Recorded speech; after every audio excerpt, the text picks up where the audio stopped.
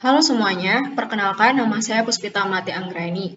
Di sini saya akan menjelaskan salah satu proyek yang saya kerjakan untuk memenuhi tugas di kelas Pacman, yaitu kelas data visualisasi.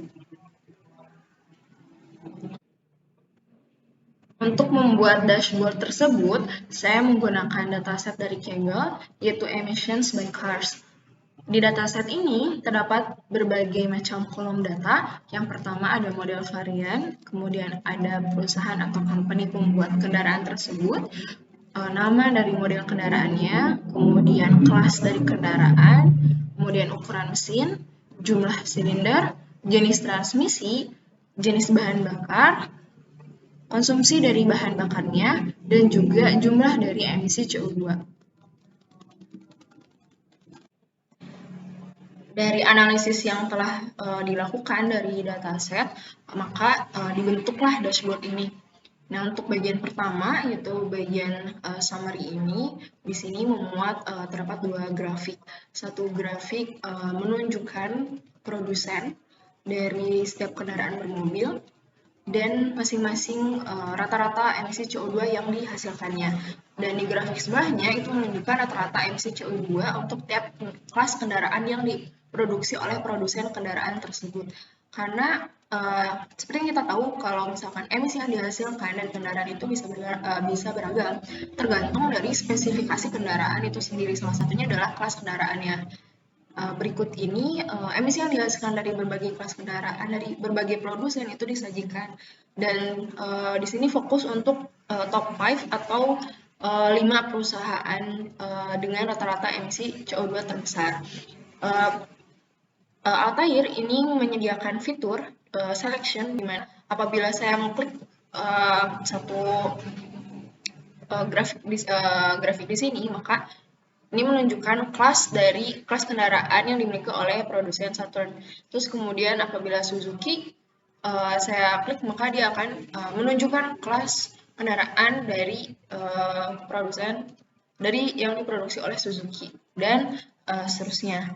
Untuk yang bagian selanjutnya atau bagian analisis, di sini disajikan pengaruh dari spesifikasi dari kendaraan bermobil terhadap konsumsi energi dan emisi CO2 yang dihasilkan.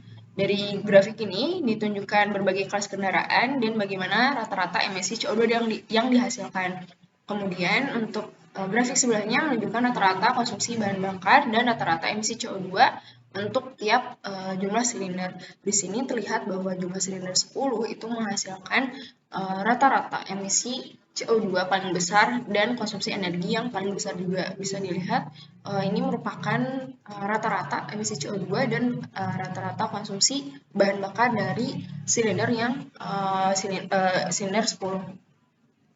Untuk selanjutnya, nah di sini terdapat pengaruh konsumsi energi terhadap CO2. Di sini menunjukkan kalau konsumsi energi ini berbanding lurus dengan rata-rata CO2. Artinya, semakin banyak jumlah energi yang dikonsumsi oleh kendaraan bermotor, maka rata-rata CO2-nya pun akan semakin meningkat. Gitu. Maka untuk grafik yang sebelahnya pun, untuk berbagai jenis transmisi pada kendaraan, yang paling besar untuk konsumsi energinya itu adalah jenis transmisi A3 dengan rata-rata CO2-nya pun paling besar, sesuai dengan grafik sebelumnya, itu yang menunjukkan bahwa rata-rata konsumsi energi itu sebanding dengan rata-rata emisi CO2-nya. Kemudian yang selanjutnya di sini saya menunjukkan kelas kendaraan dengan konsumsi energi. Di sini untuk kelas kendaraan memang terlihat fluktuatif, namun apabila ditarik trennya itu menunjukkan semakin besar ukuran dari mesin, maka konsumsi energinya semakin besar. Maka semakin besar ukuran dari mesin itu emisi CO2-nya pun semakin besar. Untuk grafik yang di sebelah kanannya di sini menunjukkan untuk jenis bahan bakar. Jenis bahan bakar pun menentukan bagaimana konsumsi energi dan rata-rata emisi CO2-nya.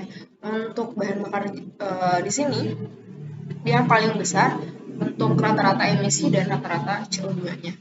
Nah, sekian untuk penjelasan dashboard yang saya buat terkait emisi karbon dari berbagai jenis kendaraan dari berbagai macam produsennya. Sekian dan terima kasih.